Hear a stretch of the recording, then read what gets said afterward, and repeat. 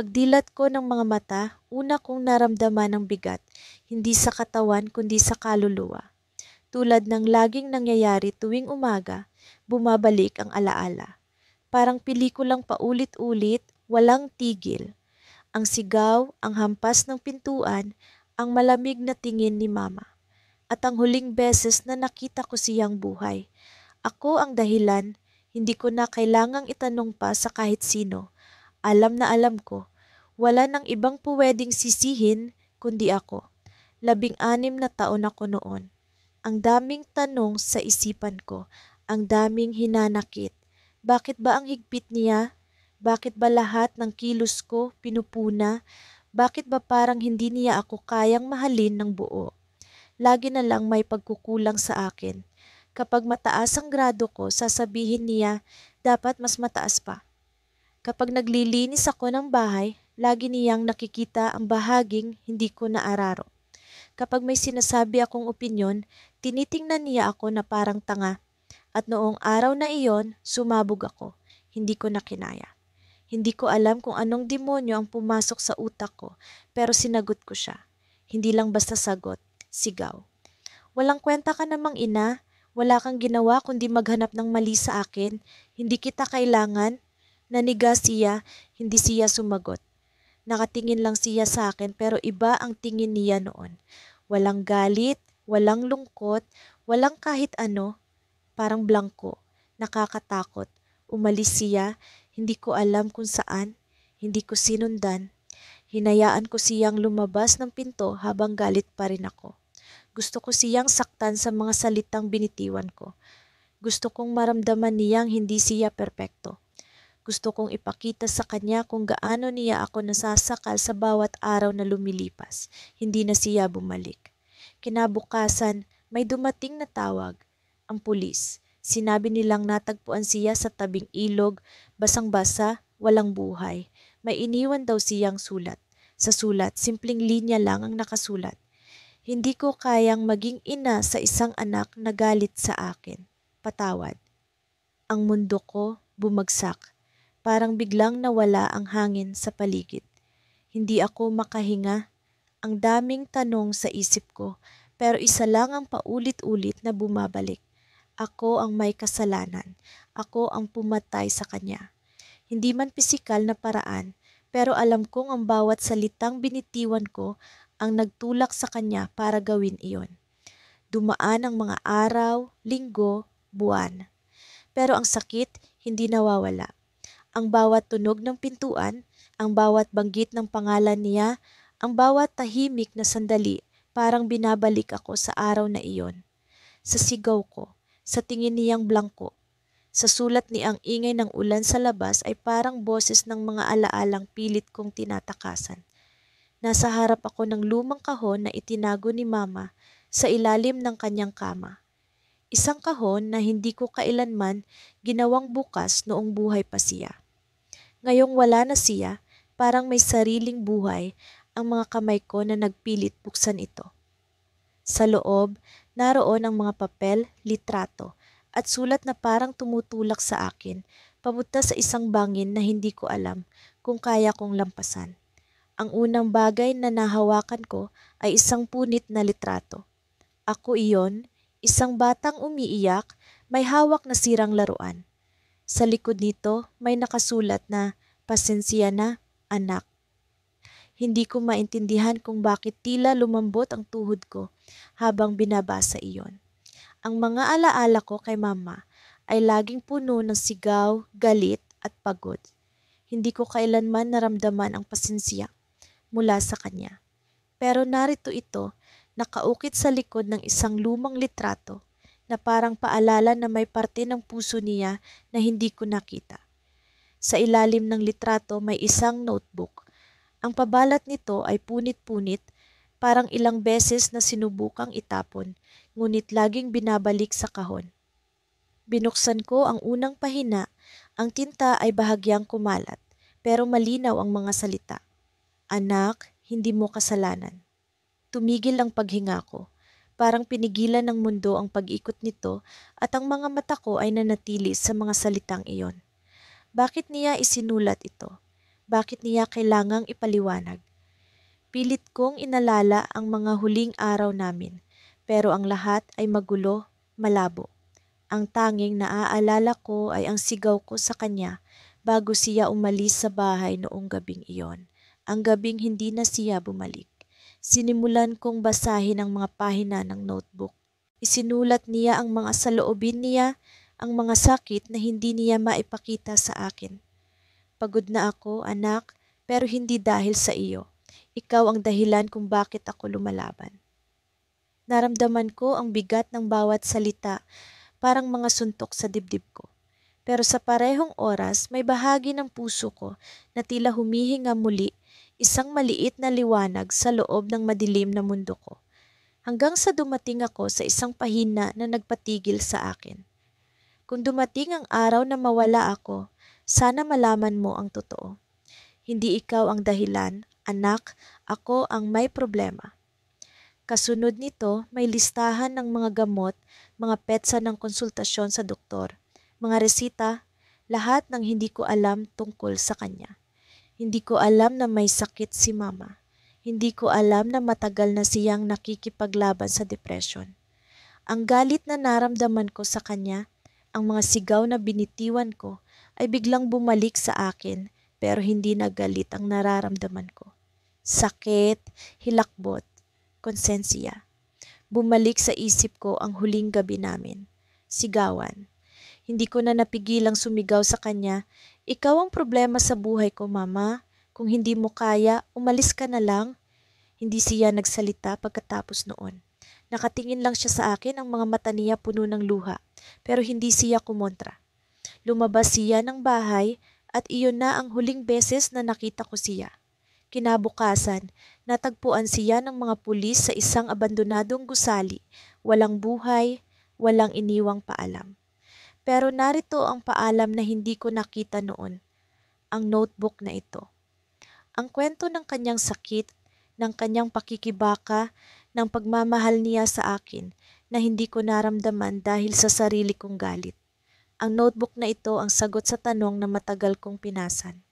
Ako ba ang dahilan? Paano kung hindi? Paano kung ang iniisip kong kasalanan ko ay hindi naman pala totoo? Hindi ko alam kung paano haharapin ang posibilidad na iyon. Pero bago ko pa man maiproseso ang lahat ng emosyon, may isang bagay akong napansin. Sa ilalim ng notebook, may isa pang envelope. Binuksan ko ito at tumambad sa akin ang isang dokumento, isang testamento. Nakasaad doon ang mga huling habilin ni mama.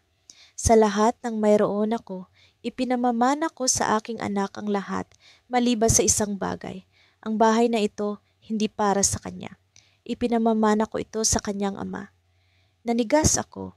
Ang ama ko, hindi ko siya kilala. Ang alam ko lang ay iniwan niya kami noong bata pa ako. Hindi ko kailanman narinig si mama na magsalita tungkol sa kanya. Sa isip ko, wala na siyang lugar sa buhay namin. Pero bakit? Bakit niya isinama ang ama ko sa testamento? Bakit niya ibinigay ang bahay na ito sa lalaking iniwan kami? Ang tanong na iyon ay parang sumabog sa isip ko na nagdulot ng mas maraming tanong kaysa sagot. At sa ilalim ng dokumento, may isang piraso ng papel na mas lumang-luma. Sulat kamay ito at hindi kay mama. Ang sulat ay mas magaspang, mas pamilyar sa akin. Binasa ko ito at bumagsak ang mundo ko. Kung dumating ang araw na mawala ako, sana malaman mo ang totoo. Anak, hindi siya ang tunay mong ama. Ang pintuan ng kwarto ni mama ay laging sarado. Parang may sinumpang batas na bawal kaming pumasok kahit na ilang beses ko nang gustong kumatok. Sa tuwing susubukan ko, may bumubulong sa isipan ko na huwag, na hindi ko kailanman kayang harapin ang magiging sagot niya. Lagi akong nagtatago sa likod ng mga pangungusap na bukas na lang, pero ang bukas na iyon ay hindi dumating. Hanggang sa isang araw, umuwi ako ng mas maaga kaysa karaniwan. Ang bahay ay tahimik na tahimik, parang walang tao. Ang tahimik na iyon ay hindi normal, hindi ito ang uri ng katahimikan na nag-aalok ng kapayapaan. May bigat ito, parang may nakabitin sa hangin. Ang mga hakbang ko sa sahig ay mas malakas kaysa dati at ang bawat tunog ng paghinga ko ay parang dagundong sa loob ng isang silid na walang laman. Pagdating ko sa sala, nakita ko ang mga gamit ni Mama sa mesa. Ang kanyang cellphone, ang kanyang wallet, at ang maliit na pulang notebook na palaging dala niya. Hindi normal na iniwan niya lahat ito. Si Mama ay laging maalaga sa kanyang mga gamit. Napansin ko rin ang isang baso ng tubig na may bahagyang natuyong lipstick sa gilid. Para bang may nangyari, pero hindi ko alam kung ano. Nilapitan ko ang pintuan ng kwarto niya at sa unang pagkakataon, naramdaman kong hindi ko na pwedeng ipagpaliban ang pagkatok. Ang puso ko ay bumibilis, parang may nagbabanta sa likod ng kahoy na pintuan. Nang kumatok ako, walang sagot. Tumawag ako ng marahan. Ma? Walang tugon. Hinawakan ko ang doorknob, malamig ito sa kamay. Sa pag-ikot nito, naramdaman kong hindi nakalock. Dahan-dahan kong binuksan ang pinto at ang sumalubong sa akin ay ang eksenang hindi ko inaasahan kahit sa pinakamadilim kong mga pangarap. Si Mama ay nakahiga sa kama, walang buhay, ang kanyang mga mata ay nakapikit at ang mukha niya ay parang payapa.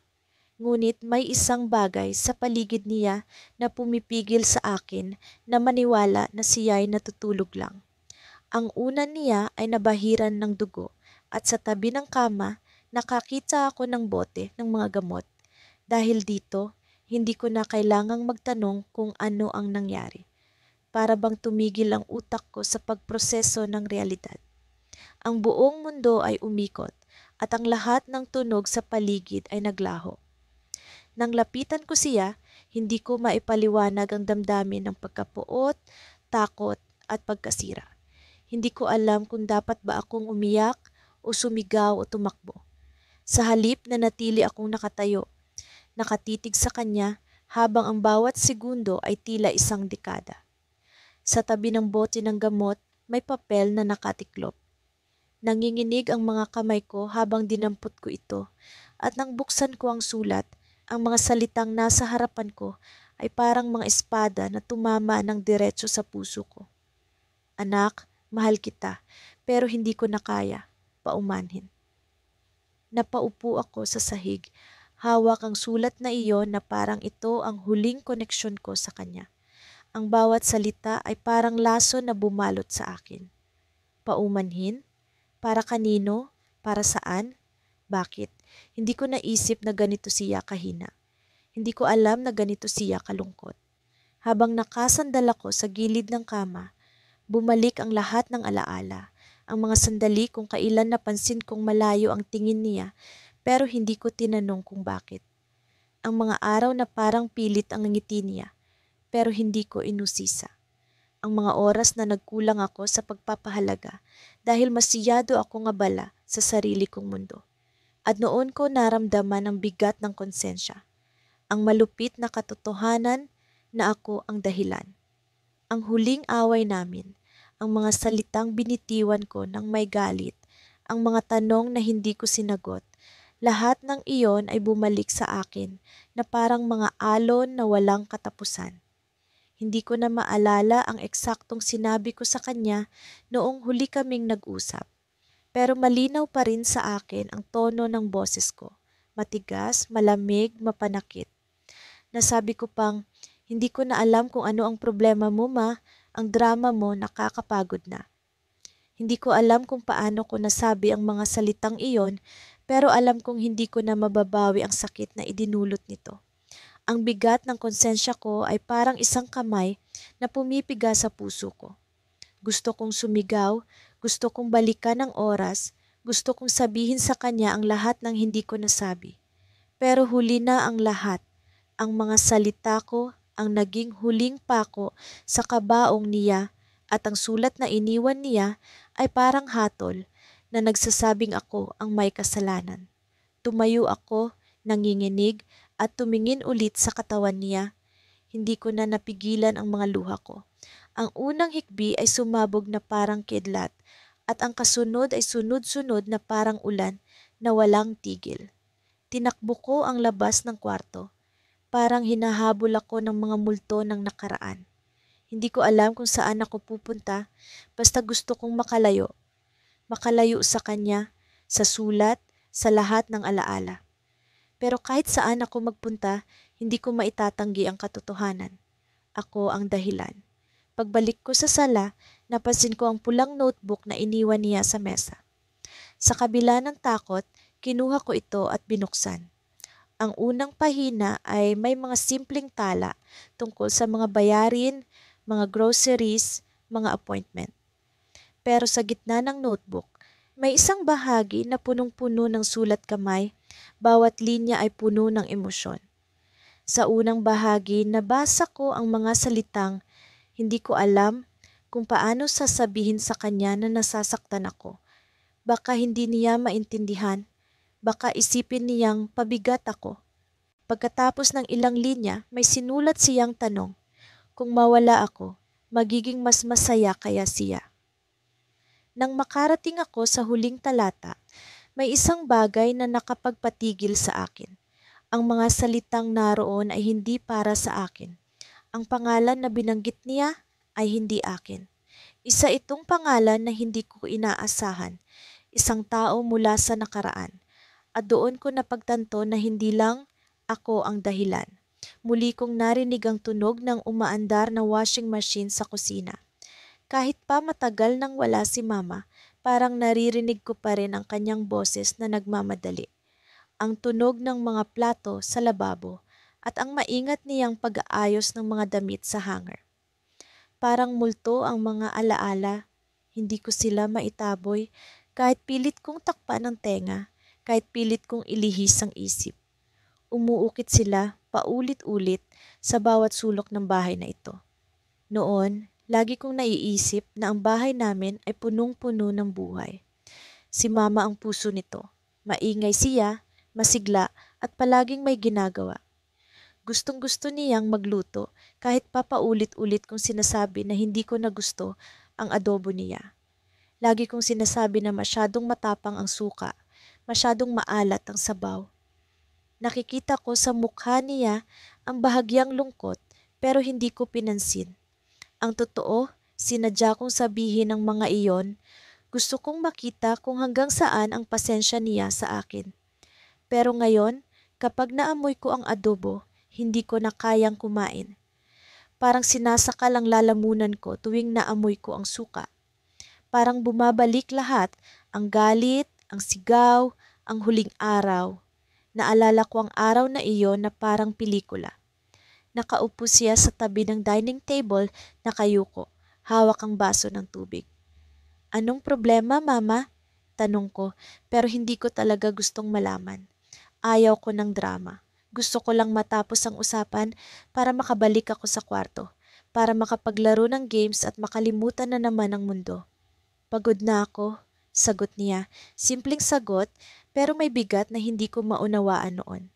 Tumingin siya sa akin at sa unang pagkakataon, nakita ko ang mga mata niyang parang wala ng buhay. Hindi ko alam kung paano nangyari, pero napuno ako ng galit. Pagod ka? Di magpahinga ka, pero huwag kang magdrama.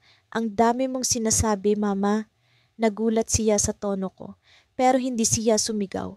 Tumayo lang siya, dahan-dahan, at umakyat sa kwarto. Hindi ko siya sinundan.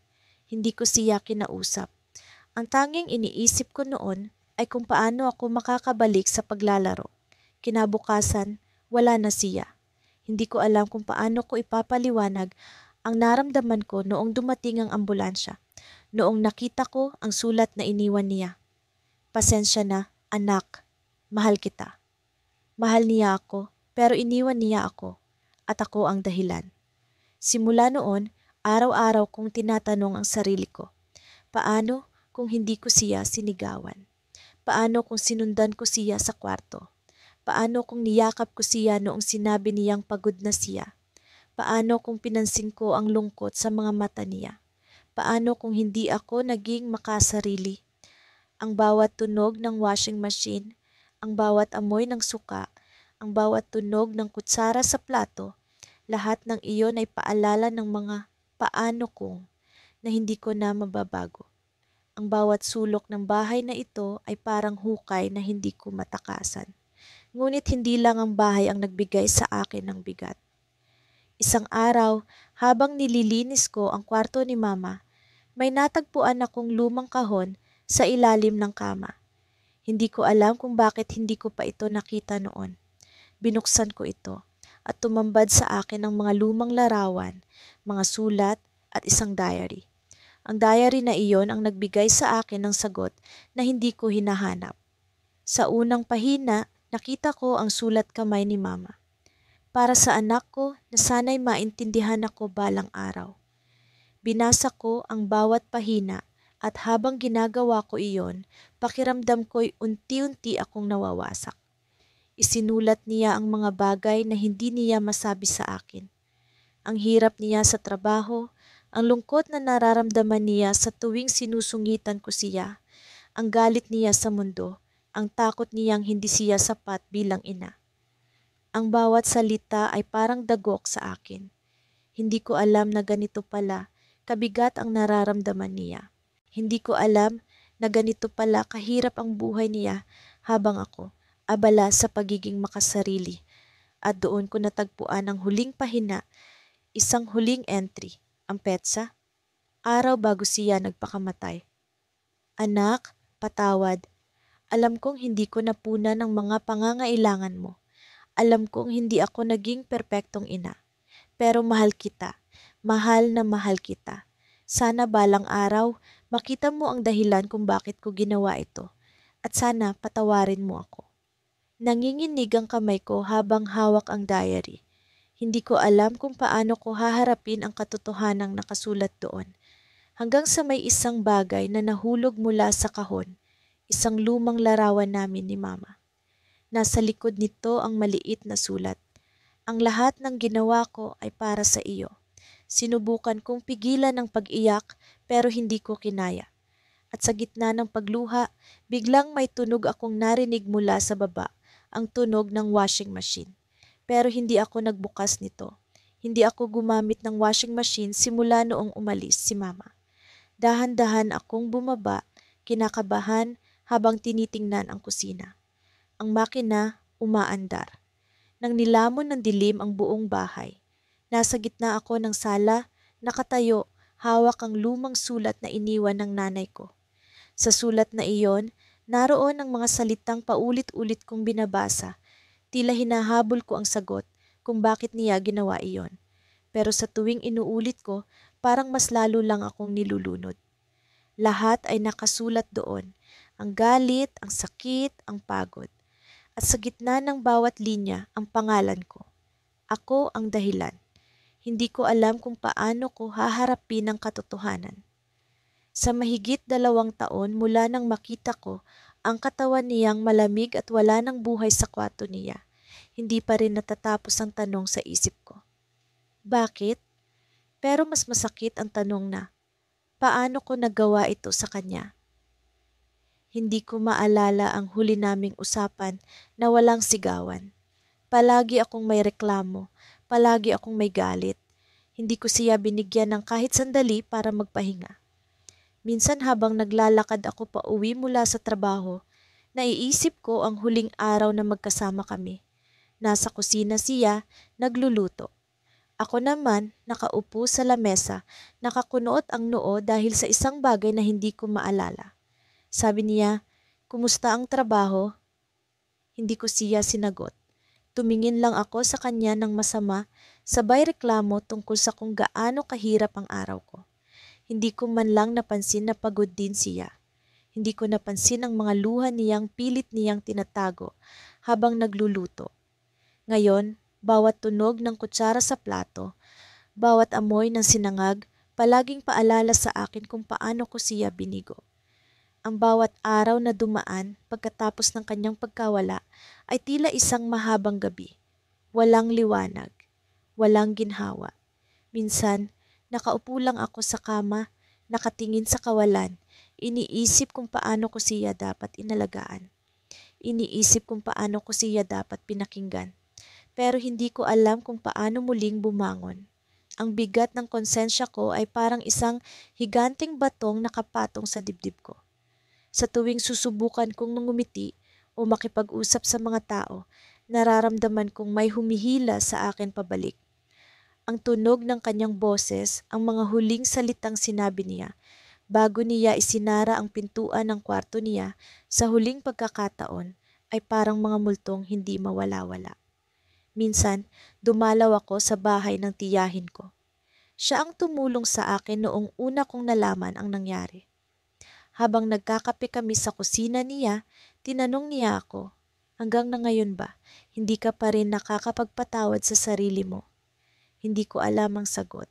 Paano mo mapapatawad ang sarili mo kung alam mong ikaw ang dahilan kung bakit nawala ang taong pinakamahalaga sa'yo? Paano mo maiiwasang sisihin ang sarili mo kung alam mong bawat sigaw, bawat galit, bawat reklamo mo ang nag-udyok sa kanya na sumuko? Pero may isang bagay na hindi ko inaasahan noong gabing iyon. Habang nag-uusap kami ng tiyahin ko, bigla siyang tumayo at kumuha ng isang kahon mula sa aparador. Inilapag niya ito sa harapan ko at sinabi, "Ito ang mga bagay na naiwan ng nanay mo. Hindi ko alam kung handa ka nang makita ito, pero baka makatulong sa'yo." Binuksan ko ang kahon at naroon ang mga lumang litrato, mga kwaderno, at isang maliit na diary. Ang diary na iyon, kulay asul, may mga bulaklak sa takip, ang kumuha ng atensyon ko. Binuklat ko ang unang pahina at naroon ang mga sulat ng nanay ko. Mga salitang hindi pa niya nasabi sa akin. Mga salitang hindi ko alam na umiiral. Sa unang pahina nakasulat, "Mahal ko ang anak ko. Kahit anong mangyari, kahit gaano kahirap ang buhay, siya ang dahilan kung bakit ako lumalaban." Hindi ko alam kung paano magre-react. Ang bigat ng mga salita ay tumama sa akin ng parang kidlat. Ako ang dahilan kung bakit siya lumalaban. Ako ang dahilan kung bakit siya nabuhay ng matagal. Pero ako rin ang dahilan kung bakit siya sumuko. Habang binabasa ko ang diary, napansin ko ang mga pahina sa dulo na tila mabilis niyang isinulat. Mga pahina na puno ng galit, ng lungkot, ng pagod. Sa isang bahagi, sinabi niya, "Hindi ko na kaya. Hindi ko alam kung paano ipapakita sa anak ko na mahal ko siya kung palagi siyang galit sa akin. Pero kahit ganito, mahal ko pa rin siya. Sana isang araw, mapatawad niya ako sa desisyon kong ito. Hindi ko alam kung paano ko tatanggapin ang mga salitang iyon. Mahal niya ako, pero hindi ko siya minahal ng sapat upang pigilan ang sakit niya. Mahal niya ako, pero hindi ko siya pinakinggan ng sapat upang makita ang hinanakit niya. Mahal niya ako, pero hindi ko siya naalagaan ng sapat upang bigyan siya ng dahilan para ipagpatuloy ang buhay." Habang hawak ko ang diary, napansin ko ang isang sulat na nakatago sa ilalim ng mga litrato. Isang sulat na hindi ko pa nakikita. Nang buksan ko ito, naramdaman kong tumigil ang lahat. Ang oras, ang hangin, ang mundo. Naroon ang mga salitang hindi ko inaasahan. Isang revelasyon na bumaliktad sa lahat ng iniisip ko tungkol sa pagkamatay niya. "Anak, alam ko na hindi mo ito kasalanan." Nanginginig ang mga kamay ko habang binabasa ang bawat linya. Ang sulat na iyon ay tila isang huling paalam. Pero sa huli, naroon ang mga salitang bumura sa lahat ng galit, sa lahat ng konsensya, sa lahat ng sakit. "Anak, mahal kita. At kahit ano ang mangyari, hindi ko kailanman sinisi ang galit mo. Hindi ko kailanman sinisi ang pagkukulang mo. Ang sakit na nararamdaman ko ay hindi mo kasalanan. Sana, isang araw, makita mo ang sarili mo bilang isang taong karapat-dapat mahalin dahil mahal kita higit sa lahat." Pero sa ibaba ng sulat na iyon, may isang bagay na hindi ko inaasahan. Isang pangalan na hindi ko kilala. Para kay Leo. Umulan ng gabing iyon, malakas, parang galit na galit ang langit. Nasa loob ako ng kwarto, nakaupo sa gilid ng kama, habang hawak ang isang lumang litrato ng nanay. Isang bagay na matagal ko nang iniwasang tingnan. Sa litrato, suot niya ang kanyang pinakamagandang ngiti, yung tipong nagkukwento ng lahat ng kanyang pangarap na parang abot kamay lang. Pero alam ko na ngayon, ang nangiting iyon ay huwad, isang maskara na itinago niya ng maraming taon. Hindi ko alam kung bakit ko pa hinahawakan ang litrato. Siguro dahil gusto kong alalahanin kung paano niya ako minahal kahit alam kong ako ang dahilan kung bakit nawala siya. Nagsimula ang lahat nang umuwi ako mula sa eskwela isang hapon, basag ang mukha ko sa galit. Hindi ko na matandaan kung ano ang eksaktong nangyari noon, pero ang sigurado ko, may sinabi akong hindi ko dapat nasabi. Sinigawan ko siya. Sinisi ko siya sa lahat ng mali sa buhay ko. Ikaw ang dahilan kung bakit ako ganito. Ikaw ang dahilan ng lahat ng problema ko. Tumahimik siya, hindi siya sumagot. Nakatingin lang siya sa akin, pero sa mga mata niya, may nakita akong bagay na hindi ko na mabubura sa alaala ko. Isang piraso ng kanyang pagkatao ang tuluyang nawasak. Kinabukasan, wala na siya. Hindi siya nagpaalam. Hindi siya nagsabi kung saan siya pupunta. Iniwan niya kami, ako, ang pamilya namin, ang bahay na minsang puno ng tawanan, na ngayon ay binalot ng katahimikan. Nagbalik na naman sa isip ko ang tanong na bumabagabag sa akin araw-araw. Ako nga ba ang dahilan? Ako nga ba ang nagtulak sa kanya sa desisyon na iyon? Hindi ko kayang sagutin, pero ang bigat ng konsensya ko ang sumasagot para sa akin. Parang may nakatali sa leeg ko, hinahatak ako pababa. Pinipilit akong harapin ang katotohanan. May narinig akong kaluskos mula sa sala. Tumayo ako, dala pa rin ang litrato. Sa bawat hakbang ko, nararamdaman ko ang kabog ng dibdib ko. Parang may masamang mangyayari. Pagdating ko sa sala, naroon si Papa, nakaupo sa dilim. Sa harap niya, may isang kahon, lumang kahon na may alikabok. Hindi ko alam kung bakit, pero tila may kakaibang enerhiya ang kahon na iyon. Anak, basag ang boses ni Papa. Hindi ko siya nakitang umiyak mula nang mawala si Mama, pero ngayon, kita ko ang mga luha sa gilid ng mga mata niya. Panahon na para malaman mo ang totoo. Lumapit ako, at sa bawat hakbang, parang bumibigat ang hangin. Nang buksan ni Papa ang kahon, bumungad ang mga sulat ni Mama. Pangalan ko ang nasa bawat sobre. Isa-isa niyang iniabot ang mga ito sa akin, pero ang kamay ko'y nanginginig. Hindi ko alam kung kaya kong basahin ang mga ito. Parang bawat papel ay isang karayom na handang tumusok sa puso ko. Binasa ko ang unang sulat, maikli lang. Anak, mahal kita. Huwag mong sisihin ang sarili mo sa mga bagay na hindi mo naiintindihan. Tumulo ang luha ko. Hindi ko alam kung bakit, pero may halong sakit ang bawat salita. Binasa ko ang pangalawa. Mas mahaba ito, pero mas masakit. Ang hirap ng mundo, anak. Hindi ko alam kung paano ko haharapin ang araw-araw. Pero sana, kahit papaano, maintindihan mo na ang desisyong ito ay hindi dahil sa'yo. Ito'y dahil sa akin. Hindi ko na kaya, binitiwan ko ang mga sulat. Ang litrato ni Mama ay nahulog sa sahig. Parang bumagsak ang buong mundo ko sa isang iglap. Pero may isa pang sulat si Papa na iniabot sa akin. Basahin mo ito, sabi niya, halos pabulong. Ito ang huling iniwan niya. Binuksan ko ang sobre. At sa loob nito ay hindi lang mga salita. May larawan, isang ultrasound. Hindi ko maintindihan sa una. Pero nang basahin ko ang sulat, bumaliktad ang sikmura ko. Anak, patawad. Hindi ko alam kung paano sasabihin ito sa'yo, pero kailangan mong malaman. May kapatid ka sana. Hindi ko siya kayang iligtas at hindi ko alam kung paano ko haharapin ang mundo pagkatapos nito. Mahal kita, pero hindi ko kayang magpanggap na kaya ko pang lumaban. Patawarin mo ako. Napatitig ako sa larawan ng ultrasound. May kapatid sana ako, pero nawala siya, nawala sila. At ako ang dahilan. Ako ang nag-udyok kay Mama na magdesisyon sa gitna ng sakit at kawalan ng pag-asa. Nang bumalik ang tingin ko kay Papa, nakatingin lang siya sa akin, tahimik pero puno ng awa. Wala siyang sinabing kahit ano, pero ramdam ko ang bigat ng lahat. Sa gabing iyon, sa gitna ng ulan, sa gitna ng dilim, natuklasan ko ang isang bahagi ng buhay ko na hindi ko kailanman inasahan. Hindi ko alam kung paano ko ito haharapin, pero alam kong hindi na ako magiging pareho ulit. Sa likod ng sulat, may nakasulat pang ibang detalye. Isang pangalan, isang ospital, at isang petsa na hindi ko makakalimutan.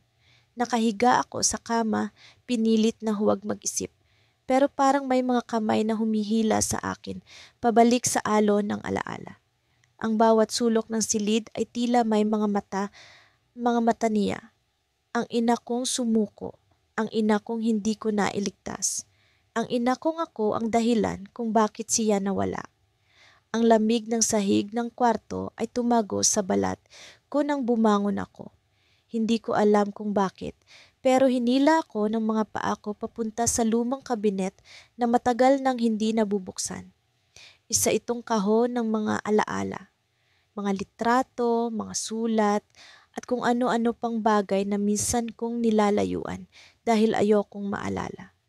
Ngunit ngayong gabi, tila may kung anong persa ang nagtulak sa akin para buksan ito. Unang bumungad ang isang lumang litrato. Bata pa ako noon, mga 5 taong gulang, nasa harap ng cake at nasa tabi ko siya, nakangiti. Ang ganda ng nangiti niya. Hindi ko napigilang hawakan ang litrato, parang naramdaman ko ang init ng yakap niya habang pinagmamasdan ko ang larawan. Pero kasabay nito, bumalik ang bigat sa dibdib ko. Ang nangiti niya noon ay palaging may tinatagong lungkot, hindi ko lang napansin. O baka hindi ko lang pinansin. Sa ilalim ng mga litrato, may isang envelope na tila hindi pa nabubuksan. Hindi ko mawari kung bakit hindi ko ito napansin dati. Sinubukan kong huwag pansinin ang panginginig ng mga kamay ko habang binubuksan ko ito. Pagbukas ko, isang sulat ang bumungad. Ang sulat niya, "Anak, simula ng liham. Alam kong hindi mo pa naiintindihan ang lahat ng nangyayari. Pero sana, balang araw, maintindihan mo kung bakit ako umalis. Hindi ko ginusto ang mangyari pero hindi ko nakaya." Huminto ako sa pagbabasa. Ang mga salitang nasa sulat ay tila mga tinik na dumuduro sa puso ko. Pero pinilit kong ituloy. "Alam ko anak, masakit ang iniwan kita. Pero hindi ko nakaya ang bigat. Hindi ko nakaya ang sakit. At ang sakit na ito hindi ko sinisisi sa'yo. Hindi ko sinisisi kahit kanino. Pero may mga bagay na hindi mo pa mauunawaan. Sana, isang araw, mapatawad mo ako." Pumatak ang mga luha ko sa papel na parang sinasabayan ang bawat salitang binabasa ko. Bakit niya sinabing hindi niya sinisisi ang sakit sa akin, pero nararamdaman ko pa rin ang bigat? Bakit parang may kulang sa mga sinasabi niya? Sa likod ng sulat may nakasulat pa. "Kung mabasa mo ito, anak, hanapin mo ang luma kong diary. Nasa ilalim ng kama ko. Doon mo malalaman ang totoong dahilan." Halos mabitawan ko ang sulat sa sinabing iyon. Ang diary? Sa lahat ng mga bagay na iniwan niya, bakit hindi ko nakita iyon? Bakit hindi ko alam na may diary siya? Hindi na ako nag-isip ng matagal. Tumayo ako at halos lumipad ang mga paa ko papunta sa lumang kwarto niya. Bawat hakbang ko ay parang may mga mabibigat na bato na nakatali sa binti ko. Ang kwarto niya ay halos hindi ko pinapasok mula noong umalis siya. Para itong mausoleo, malinis, tahimik, pero puno ng lungkot. Pumasok ako at ang amoy ng lumang kahoy at alikabok ay tila sumalubong sa akin na parang yakap mula sa nakaraan. Lumuhod ako sa sahig at sinilip ang ilalim ng kama. May isang kahon doon, maliit, marumi at tila matagal nang nakatago. Hinila ko ito palabas, binuksan at doon ko nakita ang diary. Ang diary na siguro'y may mga sagot sa lahat ng tanong na matagal ko nang iniwasan. Binuklat ko ang unang pahina. Ang tinta ng panulat ay medyo kupas na, pero nababasa pa rin. Para sa akin, para sa iyo, para sa ating dalawa. Ang pamagat nito. Hindi ko alam kung anong ibig sabihin, pero tila may kung anong pwersa ang nagtulak sa akin para basahin pa. Habang binubuklat ko ang mga pahina, Unti-unting lumilitaw ang kwento ng buhay niya, ang mga pangarap niyang hindi natupad, ang mga lungkot na hindi niya masabi, ang mga takot na kinimkim niya dahil ayaw niyang ipakita sa akin.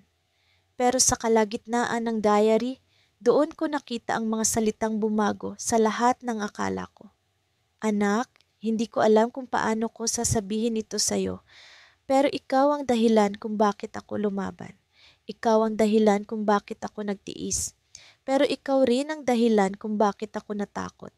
Natakot akong hindi kita mabigyan ng tamang buhay. Natakot akong magkulang. Natakot akong hindi ako sapat para sa'yo. At ang takot na ito, anak, ang pumatay sa akin. Halos hindi ako makahinga. Ang mga salitang iyon ay tila mga bala na tumama sa puso ko. Hindi ko alam kung paano ko ito tatanggapin. Ako ang dahilan kung bakit siya lumaban, pero ako rin ang dahilan kung bakit siya sumuko. Paano naging ganito? Sa dulo ng diary, may isang pahina na parang mas espesyal. Malinis ang sulat at may malaking patawad sa gitna. Sa ilalim nito, may isang linya na nagbigay ng sagot sa tanong na matagal ko nang kinikimkim. Ang totoo, anak, hindi ito tungkol sa'yo. May bagay akong ginawa noon na hindi ko mapatawad ang sarili ko. At ang bigat nito, ang sakit nito, ang pumatay sa akin. Hindi ikaw ang dahilan. Ako ang dahilan. Napatitig ako sa linya na iyon at sa unang pagkakataon, parang lumiwanag ang silid. Pero hindi dahil gumagaan ang bigat sa akin, hindi. Dahil sa likod ng linya na iyon, sa ilalim ng sulat kamay niya, may isang bagay na nakadikit. Isang piraso ng papel at nang buksan ko, doon ko nakita ang isang pangalan. Isang pangalan na hindi ko kilala. Pero ang tanong ay hindi kung sino siya. Ang tanong ay bakit tila napaka-importante ng pangalang iyon. At bakit parang may bahagi sa puso ko na nagsisigawan, na may sikreto pang hindi ko alam. Ang dilim ng gabi ay parang lambong na bumalot sa buong paligid. Tumutugtog ang mga kuliglig, pero halos hindi ko marinig ang kanilang awit dahil sa ingay ng sarili kong isipan. Nakaupo ako sa bangko sa harap ng bahay. Ang bahay na naging saksi sa lahat ng sigaw, galit, at luhang iniwan ng nakaraan. Sa bawat paghinga ko, parang nararamdaman ko pa rin ang bigat ng mga salitang binitiwan ko sa kanya. Ang mga salitang nagpatalsik sa isang ina sa mundong ito. Sa loob ng bahay, naroon ang aking ama. Tahimik niyang binubuksan ang isang kahon na matagal nang nakatago sa aparador ng kwarto nila. Hindi ko alam kung bakit ngayon niya naisipang halungkatin iyon, pero nararamdaman ko ang tensyon sa hangin. Hindi siya umiimik, pero ang kilos niya ay parang may hinahanap na sagot sa mga tanong na hindi niya masambit. Pumasok ako sa loob, dahan-dahan, tulad ng pagpasok ko sa isang silid na alam kong puno ng multo. Ang bawat hakbang ko ay tila bumibigat, pero hindi ko mapigilan ang sarili kong sumilip sa ginagawa niya. Nang makita ko ang laman ng kahon, nanigas ako sa kinatatayuan. Mga sulat na nagmula sa kanya, sa aking ina. Mga piraso ng papel na tila ba sumisigaw ng mga damdamin na hinding-hindi niya na ipahayag sa amin noong nabubuhay pa siya. Ang dami nilang lahat at bawat isa ay may nakasulat na petsa. Hindi ko mapigilang lumapit. Kinuha ko ang isa sa mga sulat, ang pinakamatandang petsa, at pinuksan ko ito. Anak, mahal kita.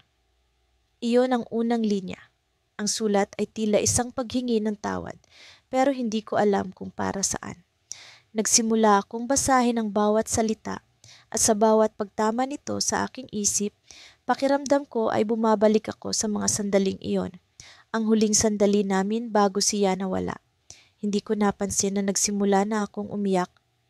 Ang mga luha ko ay parang ulan na bumabagsak sa papel, pero hindi ko mapigilan. Hindi ko kayang itigil ang sakit na muling bumabalik. Tumayo ang ama ko at iniabot sa akin ang isa pang sulat. Basahin mo ito, sabi niya. Ang tono ng boses niya ay mabigat, parang may pinipigil na damdamin. Kinuha ko ang papel at nang makita ko ang sulat kamay na nakasulat sa ibabaw, parang bigla akong nagkaroon ng panlalamig sa buong katawan. Ang petsa nito, ang araw bago siya nagpakamatay. Anak, patawarin mo ako. Hindi ko na kaya.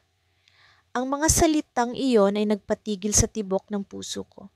Ang sulat ay mas mahaba kaysa sa una at habang binabasa ko ito, unti-unting bumabalik ang alaala ng huling pagtatalo namin. Ang huling beses na sumigaw ako sa kanya. Ang huling beses na sinabi kong sana, hindi na siya naging ina ko. Ang sakit ng konsensiya ay parang isang kutsilyo na paulit-ulit na tumatama sa puso ko.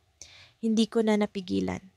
Napaupo ako sa sahig, hawak ang sulat na parang iyon na lang ang natitirang koneksyon ko sa kanya. May iba pa, sabi ng ama ko, at itinuro niya ang kahon. Hindi ko alam kung kaya ko pa. Parang bawat sulat ay isang bala na tumatama sa akin, pero hindi ko rin kayang hindi basahin ang mga ito. Kinuha ko ang isa pang papel, ang huli sa kahon. Ang petsa nito ay ang araw ng kanyang kamatayan. Anak, hindi ikaw ang may kasalanan. Tumigil ako. Bigla kong naramdaman ang malamig na hangin na tila pumuno sa silid.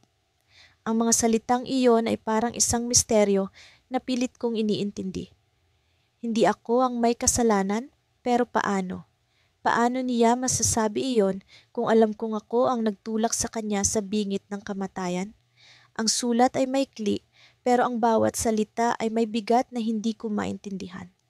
Sa huling bahagi ng papel may nakasulat. May isang bagay na hindi mo alam.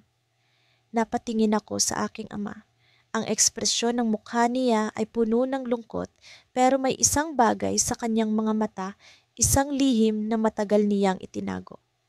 Ano ang ibig sabihin nito? Tanong ko, halos hindi ko mapigilan ang panginginig ng boses ko. Tumayo siya, tumalikod, at nagsimula ng magsalita. Hindi ko alam kung paano ko sasabihin sa iyo ito. Pero anak, hindi ikaw ang dahilan. Hindi ikaw ang dahilan kung bakit siya nagpakamatay. Naguluhan ako. Ang galit, ang sakit, ang takot, lahat ng emosyon ay naghalo-halo sa loob ko. Ano ang ibig mong sabihin?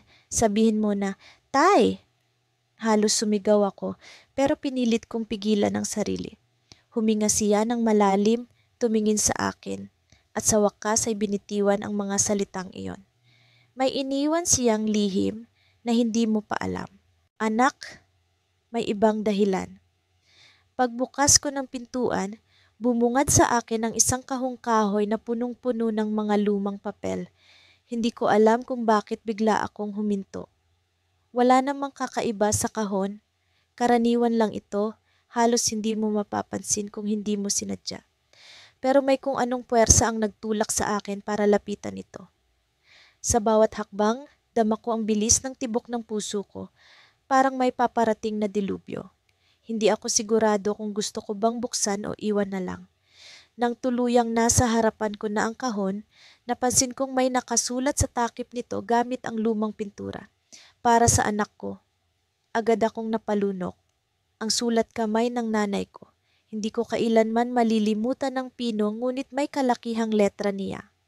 Sa loob ng maraming taon, sinubukan kong burahin ang lahat ng alaala niya sa isip ko. Ang tawa niya, ang amoy ng pabango niya, ang paraan ng pagtawag niya sa akin kapag nagagalit siya. Pero ang sulat kamay na iyon, kahit anong gawin ko, hindi ko mabura sa isipan ko. Dahan-dahan kong binuksan ang kahon. Sa loob nito ay isang bungkos ng mga liham. Halos kayumanggi na ang papel mula sa kalumaan. Isang liham ang nasa ibabaw at agad akong natulala sa unang linya. Mahal kong anak, patawarin mo ako. Hindi ko na napigilan ang pag-ikot ng mundo ko. Sa isang iglap, bumalik lahat ng alaala ng gabing iyon. Ang huling gabing nakita ko ang nanay ko na buhay. 7 taon na ang nakalipas mula noong gabing iyon. Galit na galit ako sa kanya, sa nanay ko, sa lahat. Hindi ko maalala kung anong eksaktong sinabi ko, pero tandang-tanda ko ang tunong ginamit ko. Matalas, puno ng puot, parang gusto kong saktan siya gamit ang mismong mga salita ko. Nagsisigaw ako, sinumbatan ko siya sa lahat ng pagkukulang niya bilang magulang. Sa huli, ang mga huling salitang sinabi ko bago ako tumalikod at lumabas ng bahay ay, "Hindi mo na ako kailangang alagaan. Sana mawala ka na lang." Hindi na niya ako sinagot. Tumahimik siya at sa tingin ko, iyon ang pinaka nakakatakot na tugon sa lahat. Pagbalik ko kinabukasan, naroon siya. Nakahiga sa sahig ng kusina, malamig, wala ng buhay. Isang bote ng gamot ang nasa tabi niya, halos kalahati na ang laman. Sa mga oras na iyon, hindi ko alam kung ano ang mararamdaman ko. Galit ba? Takot? Pangungulila? Pero higit sa lahat, isa lang ang naramdaman ko. Konsensya. Ako ang dahilan kung bakit siya nawala. Ako ang pumatay sa sariling ina ko. Pinilit kong basahin ang liham kahit na nanginginig ang mga kamay ko. Alam kong mahirap para sa iyo ang lahat ng nangyari sa atin. Alam kong galit ka sa akin at siguro hindi ko rin masisisi ang nararamdaman mo. Pero gusto kong malaman mo na mahal kita higit pa sa anumang bagay sa mundo. Hindi mo kasalanan ang mga nangyari, anak. Ako ang gumawa ng mga desisyon. Ako ang nagkulang. Hindi ko na alam kung paano ko maitatama ang lahat, pero sana, isang araw, mapatawad mo ako. Sa bawat salitang binabasa ko, parang binabayo ang puso ko ng mabibigat na kamao. Hindi ko alam kung saan ko hahagilapin ang lakas para tapusin ang liham. Pero sa likod ng lahat ng sakit, isang bagay ang tumatak sa akin. Hindi niya ako sinisisi. Sa kabila ng lahat ng masasakit na salitang binitiwan ko, sa kabila ng galit, sa kabila ng puot, mahal pa rin niya ako. Hindi ko na malayang umiiyak na pala ako. Hindi na ako humihikbi. Tahimik, tuloy-tuloy ang pagdaloy ng luha ko. Nang akmang isasarado ko na ang kahon, may napansin akong isang envelope na naiiba ang itsura. Puting-puti ito, parang bago lang isinulat. Nakasulat ang pangalan ko sa harap, pero ang sulat kamay ay hindi sa nanay ko. Kinuha ko ito, binuksan at binasa ang laman. Alam ko kung ano ang ginawa mo. Napaatras ako, halos mabitiwan ng papel. Sino ang sumulat nito? Paano nila nalaman? Ang buong mundo ko na akala kong matagal ko nang naitago sa ilalim ng mga kasinungalingan at pagpapanggap, bigla na lang gumuhong muli. Parang may tao sa dilim na kanina pa nagmamasid sa bawat galaw ko, naghihintay ng tamang oras para isiwalat ang lahat ng kasalanan ko. Sa likod ng sulat, may nakasulat pang mga salitang nagpatigil sa paghinga ko. Buksan mo ang drawer sa kanan ng kahon. Agad kong hinanap ang drawer na iyon. Hindi ko alam kung ano ang inaasahan ko, pero isang bagay ang sigurado. May mas malalim pang misteryo sa lahat ng ito. Nang buksan ko ang drawer, nakita ko ang isang maliit na recorder. Parang lumabo ang paligid ko at sa panandaliang sandali, parang narinig ko ang boses ng nanay ko sa isip ko. Tinatawag ang pangalan ko. Pindutin ko ba ang play? O isasara ko na lang ang kahon, itatapon ang lahat at magpapanggap na walang nangyari? Dahan-dahan kong pinindot ang play button. Sa gitna ng madilim na silid, nakaupo ako sa kahoy na upuan na tila nilulumot ng panahon. Ang malamig na hangin ay bumalot sa akin, pero mas matindi ang lamig na nararamdaman ko sa loob ng aking dibdib. Sa harapan ko, nakalapag ang kahon na may kalawang na mga sulok, ang kahon na matagal nang nakatago sa ilalim ng kama ni Mama. Hindi ko alam kung bakit ngayon ko lang ito binuksan.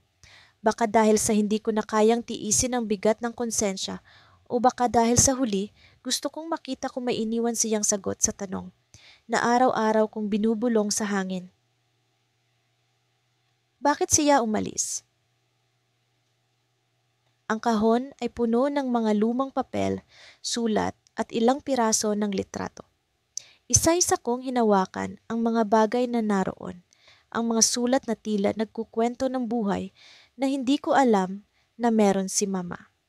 Mabagal ang paghinga ko habang binabasa ang bawat linya ng tinta na medyo kumupas na. May sulat para sa dating kaibigan, may sulat para sa sarili niya, at may sulat para sa akin. Pero ang huli, Ang sulat na para sa akin ay hindi ko agad binasa.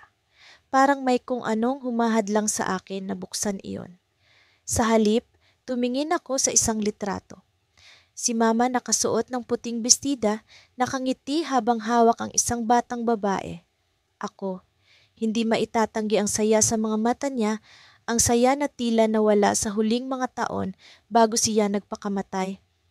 Pilit kong inalala ang araw na kuha ang litrato, pero parang blangko ang utak ko. Ang natatandaan ko lang ay ang malamig na yakap na ibinigay niya sa akin noong huli kaming mag-usap. Ang yakap na huli kong naramdaman mula sa kanya. Sa wakas, kinuha ko ang sulat na para sa akin.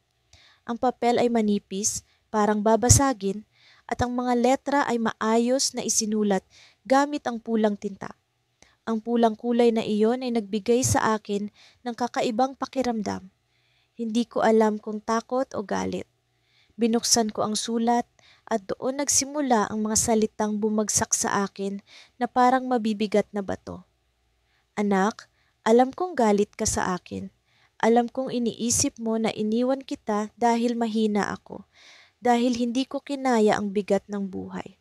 Pero ang totoo, iniwan kita dahil mahal kita. Tumigil ang mundo ko. Paanong ang pagmamahal ang naging dahilan para iwan niya ako? Paanong ang pagmamahal ang nagtulak sa kanya na magpakamatay? Habang binabasa ko ang mga sumunod na linya, naramdaman ko ang luha na unti-unting tumulo sa aking pisngi. Ang bawat araw na kasama kita ay isang araw na puno ng saya at sakit. Hindi ko alam kung paano ko haharapin ang katotohanan na ikaw ang naging dahilan kung bakit nagbago ang buhay ko. Hindi dahil sa ikaw ang problema, kundi dahil ikaw ang naging salamin ng lahat ng pagkukulang ko. Sa tuwing tinitingnan kita, nakikita ko ang sarili kong pagkakamali, ang sarili kong mga kasalanan. Hindi ko kinaya ang bigat ng lahat. Napalunok ako, pero ramdam ko ang pagbigat ng lalamunan ko, parang may nakabara. Ang mga salitang iyon ay masakit, pero sa kabila ng sakit, naramdaman ko ang tapat na emosyon ni Mama. Hindi galit ang naramdaman ko sa kanya ngayon, kundi isang uri ng pag-unawa na hindi ko alam na posible. Pero hindi pa tapos ang sulat. Anak, hindi ikaw ang tunay na dahilan ng pagkawala ko. Oo, ikaw ang naging salamin ko, pero ang salamin ay hindi ang problema. Ang problema ay nasa loob ko, sa mga piraso ng sarili ko na matagal nang basag. Ikaw ang pinakamaganda kong nilikha, ang pinakamalaking bahagi ng buhay ko. Pero sa huli, hindi ko kayang maging ina na nararapat para sa'yo. Alam kong iniisip mo na kasalanan mo ang lahat, pero anak, hindi.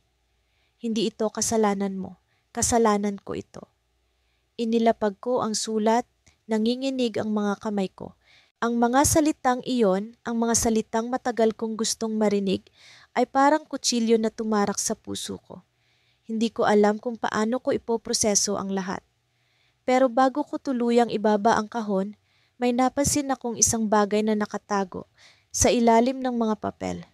Isang maliit na envelope na kulay itim. Binuksan ko ang envelope at naroon ang isa pang sulat. Pero hindi ito para sa akin. Ang sulat ay para sa isang tao na hindi ko inaasahan. Ang tatay ko, ang taong matagal nang nawala sa buhay namin. Sa sulat, sinabi ni Mama ang isang bagay na nagpabago sa lahat ng alam ko tungkol sa kanya, tungkol sa amin. Sa huli, ikaw ang dahilan kung bakit ako nawala. Ang mga kasalanan mo ang nagdala sa akin sa puntong ito. Hindi ko na kayang itago ang lahat kay pangalan ng anak. Alam kong ang lihim na ito ang sisira sa kanya. Pero masisira din siya kung patuloy kong bubuhatin ang bigat nito ng mag-isa. Tumigil ang paghinga ko. Ano ang ibig sabihin ni Mama?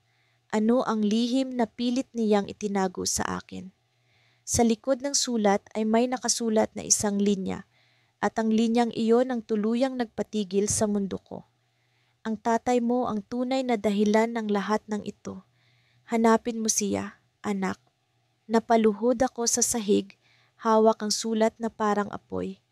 Ang lahat ng alam ko, ang lahat ng pinaniwalaan ko ay biglang nawasak. Ang konsensya na matagal kong binuhat ay biglang nagbago ng anyo. Mula sa galit sa sarili, naging tanong. Ika sa paman, sino ang tatay ko? Andi asim paramtam ko. At bakit siya ang dahilan ng lahat ng ito?